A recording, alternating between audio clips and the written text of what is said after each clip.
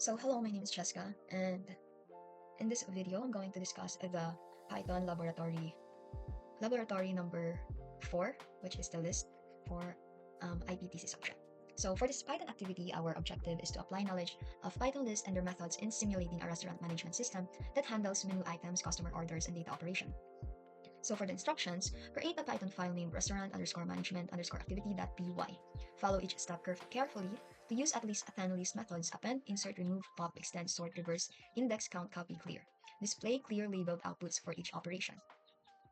So step 1, initialize the menu. Create a menu list, menu items where each item is a sublist containing the dish name and the price. So this is the example. Then print all items in a formatted list like this. Step 2, add and insert menu items. Add a new menu item, pizza, using append. So first, let's see if we met this step 1, the initialize the menu. So as you can see here, I printed the title, and this is the list, the menu list. We have the burger, and we have the menu item name and the price. As you can see, and we have another list, which is the dessert, the item name, and the price. So for the format, we have this. So we met the initialize menu task. So next step 2 is the add and insert menu item. So it says here that add a new menu item, pizza, 200 using append. Insert a special item, soup of the day, at index 1 using insert. So ask the user to input a new dish name and price, then adding it using append. Display the updated menu. So let's see here.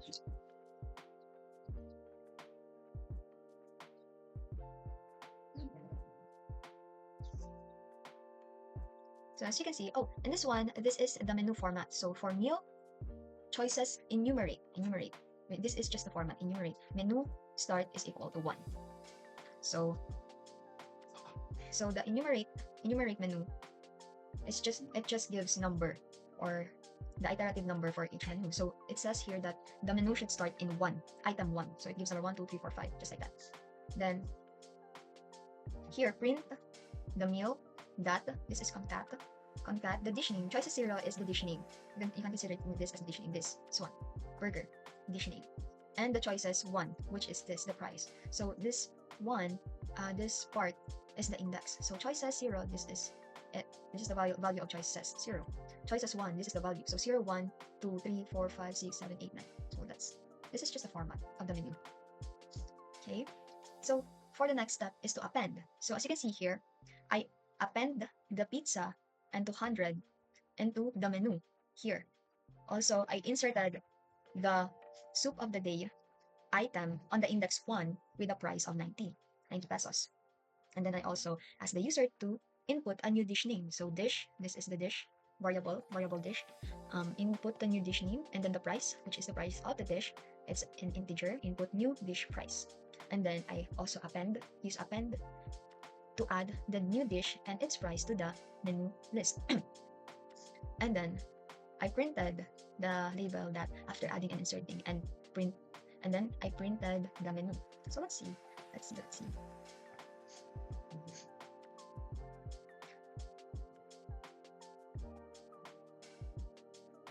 So as you can see here, I entered the new dish, which is the fish, and the new price, which is the new dish price, which is 70. So this is the code we have earlier. So after adding and inserting, so as you can see, the soup of the day is added to the index 1. This is the index 0, index 1, and the fish, the new dish, fish. As you can see, it is added. So next we have the step 3, the remove and pop. So it says here to remove the fries from the menu using remove. Use pop to remove the last item from the menu, and then print the updated list. So as you can see here, I use the method remove, menu.remove, and then I specified which item I want to remove. And then menu.pop, and then I indicated which index of an item I want to pop. And then I printed the label remove after removing and popping, and then I print again the menu. So you can see here.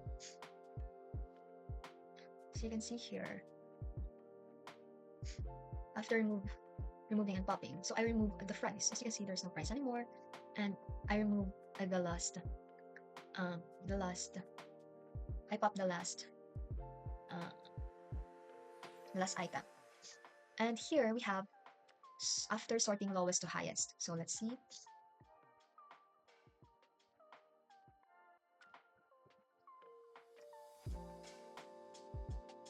So in this menu.sort, the key lambda equals x colon x. This just sort the menu by price from low to highest. So then it will print the lowest to highest output based on price. It is based on price. So you can see here, lowest to highest 50, 70, 80, 90, 120, 150, 200, 350. So now we just have to reverse it. Reversed highest to first. Reversed highest first, rather. So as you can see here, I just used the reverse method, which is menu that reversed, and it will reverse the menu from highest to lowest. And in this part, it says here that it says here to enter the name of a dish from a menu, price, and then index. So here, I use the search dish to find the dish from the menu list. So search dish is equals to input, enter the name of a dish from menu. So I initializes the found variable into false first. And then over here, I created a for loop that says for dish and menu, which means I'm accessing every item in the menu list. It says here that if dish index 0 is equals to search dish, index position is equals to menu.index dish. So it returns the index position of that dish. And it will print the price and index position. And now I updated the initialized status of found from false to true, and then it will break. Otherwise, the system will just print item not found on the menu. It says here.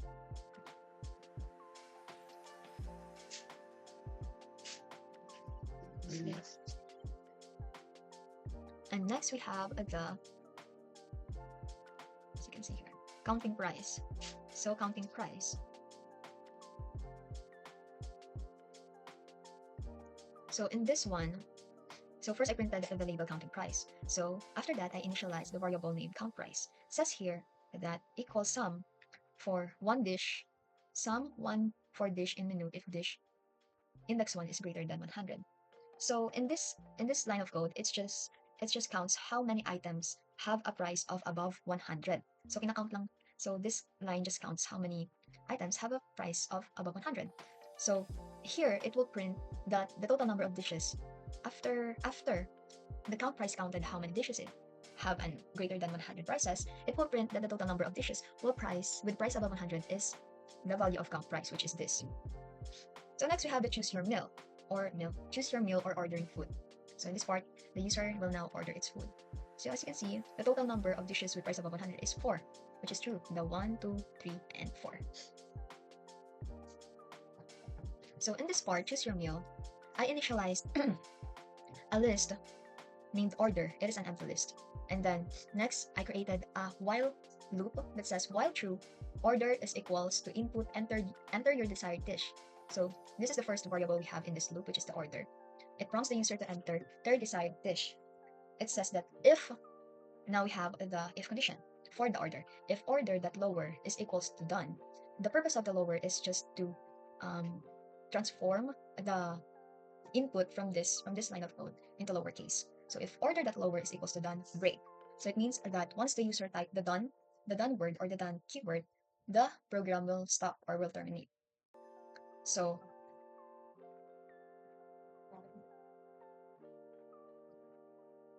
found false, we initialize the found variable into false first, and below that we have a for loop. So it says here that for dish and menu, which means we're accessing every item on the menu list. It says that if dish 0 index 0 that lower, translate the item into lowercase, is equals to order that lower, which is this. So this just says that if the dish from the menu item is equal to the order of the user, the orders that append dish, which means it will append it will not append the dish, okay, to the order. It will add the order. And then under that is the print dish has been added to your order. That's the purpose of append, to add. So dish has been added to your order. And now we update the status of found into true since it matches. Then the program will break or terminate. And if not found, this could be an else, actually else block. Else print the dish is non-existent. So as you can see here, choose your meal. Choose your meal. So enter the dish, your your desired dish, which is pasta. Pasta has been added to your order. Enter desired dish again. Burger has been added. As long as you did not, or you're not typing the word done, the loop will continue, or the program will continue to take the user's order. And once you enter the word done, then the program will stop. And next, we have the order summary. So first, I printed the order summary title. So for my first variable under this section, we have the total underscore price is equals to 0. So I initialized first the value to 0. It says that if the len orders is greater than 0, this means that the length or the number of orders is greater than 0, it will execute this for loop. So the for loop contains for item in orders. So for item in orders, we're accessing the item in orders, okay? Since here, we actually initiated an empty list. So once the order has been added, it will now proceed to enter this list. So the value of this empty list will gradually update the more that the user add his or her order from the menu.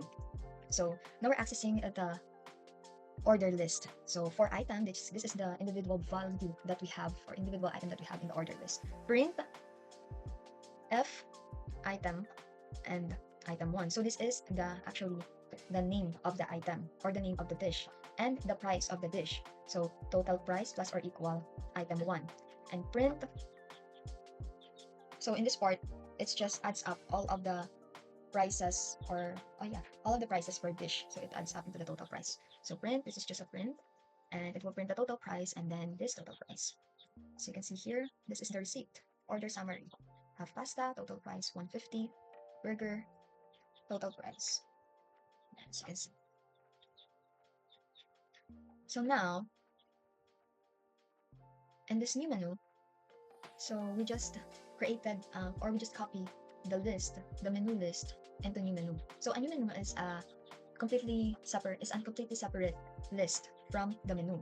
But in this line of code, the new menu just copied the values or the items inside the menu list. So now the new menu has all of the values and items from menu list. They have the same items or values inside. So they are both lists. So in this method, this function, I cleared the menu list. So now the menu list is empty, doesn't have any value anymore.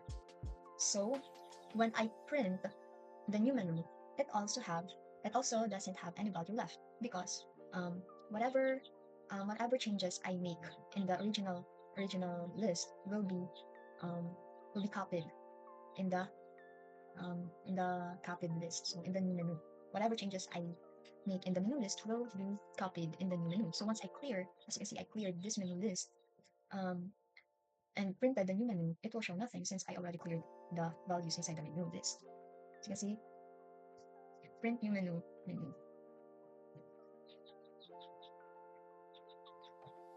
Actually pala, in this part, I was wrong. In this part, I was actually wrong. In this part, only the menu, the value of menu will be updated.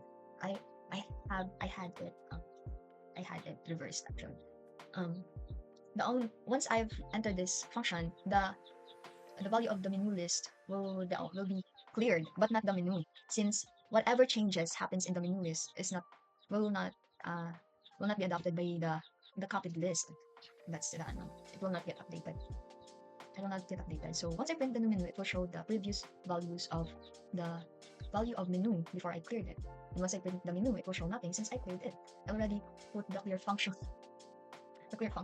So as you can see here, this is the new menu which has all the values from the menu list before I cleared it. And this is the menu once I put the clear command. So